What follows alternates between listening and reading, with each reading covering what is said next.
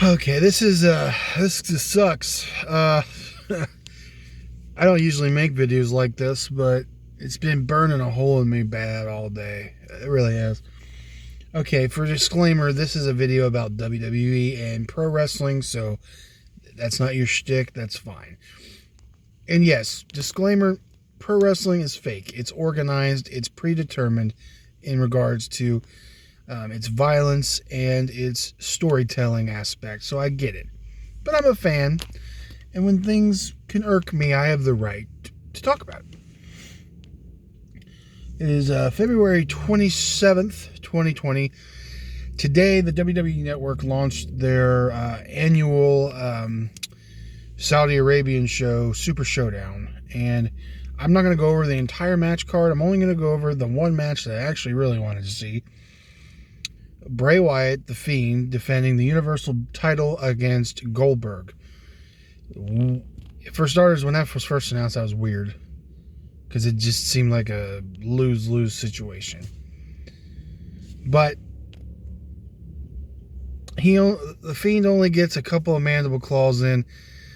He survives 4 spears. I'm surprised they gave him that, but that wasn't enough. But then a really weak-looking jackhammer, and Goldberg's the freaking Universal Champion. Oh, man. It's disappointing because The Fiend was like my favorite thing of the past year, and I've always been a fan of Bray Wyatt, and that evolution was just amazing. And it's just taking the piss out of it a little bit for me. If they had given Bray a lot more offense and maybe kicked out of the jackhammer and all that stuff, made him look stronger, didn't make him look that bad, I could maybe be a little less ornery about it. I mean, I'm going to get over it because I got over the Hell in a Cell last year. They fixed their mistake there. I got over it. I mean, it's wrestling. I'll get over it. There's been a lot of things in the past that have pissed me off, and I've gotten over it. I'm still going to be a fan. I'm not going to unsubscribe or nothing, because it's like a good television. It's like any sort of television show. Writers are going to write stuff that you may not agree with. The Walking Dead's a great example. A lot of people are always pissing and moaning about that show for some of the decisions the writers make.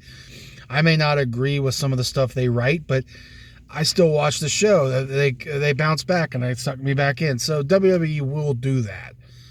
I'm just really it's burning a hole in me about this thing, because this makes me feel like they're going to want to use the title to make the Reigns-Goldberg match that's inevitably going to happen be bigger. But it just adds a very, very thick level of predictability to that. And I was actually kind of hyped about the possibility of Reigns versus Goldberg, because I like that idea. But this doesn't make me want to really enjoy it as much now, because there's that predictability. And God, it's going to have a WrestleMania 20 vibe to it, because I feel like the fans are going to really not like that match, because WrestleMania 33, Goldberg-Lesnar 2 wasn't as bad. It wasn't as booed out of the building, but Goldberg was getting some negative reaction because everyone knew he was leaving and Lesnar was staying. And so now you got Goldberg, who people are pretty much going to assume he's going to be gone for a while again. And then Reigns, who at this point, if he's in the main event again, all the hardcore fans are going to shit all over that. I feel like it's just going to be a disaster.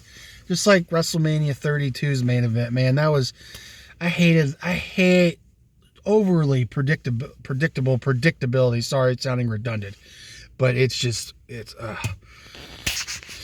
to me, I would have been more satisfied with The Fiend as the champion defending against Cena, because to me that would be a better story. That would make more sense.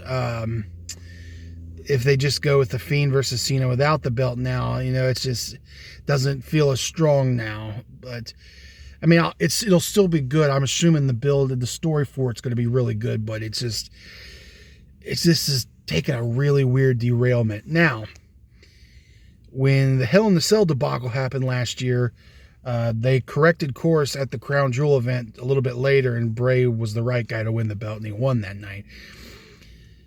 I feel like there's a slight chance that they could try to salvage this. So as the match was going on, before it even started, as Goldberg was making his entrance, I had a really funny thought. I was like, wait, who's Bray defending the belt against at Elimination Chamber next week? Because I was assuming Bray was going to win the match today. And I was like, a thought came to him, like, is Goldberg going to win tonight?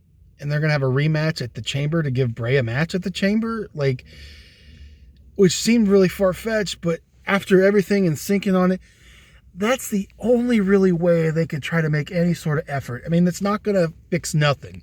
The damage is going to be there for a bit, but that's the only way we could steer everything kind of back to where we want it. Because if that, oh God, seems like something stupid to get riled up over. But like I said, I don't make these very often, but I guess we'll see what happens tomorrow night on SmackDown. See, and eventually what happens at the Chamber. Okay, what are your thoughts? If you care to even give a damn and write comments calling me whatever you want to, or say whatever. I don't know. I'm fucking tired. Okay.